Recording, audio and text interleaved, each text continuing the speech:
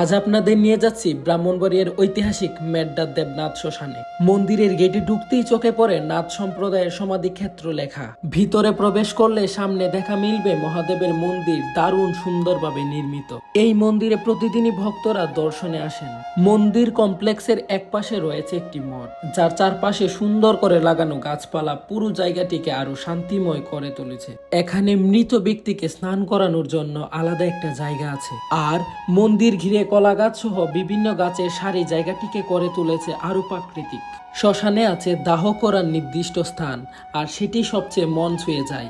এটি অবস্থিত মনোরম তিতাস নদীর তীরে, তাই প্রকৃতির অপরূপ সৌন্দর্য এখানে দাঁড়িয়ে উপভোগ করা যায়। এখনো মন্দিরে কিছু কাজ চলছে, তবে চারপাশে শান্ত পরিবেশ আর গম্ভীর আভা আপনাকে নিশ্চয়ই ছুঁয়ে যাবে। এই রকম আরো সুন্দর মন্দির ও ঐতিহাসিক স্থান দেখতে চাইলে ফেসবুক থেকে দেখে থাকলে অবশ্যই ফলো করুন, আর ইউটিউব থেকে দেখে থাকলে সাবস্ক্রাইব করে পাশে থাকুন।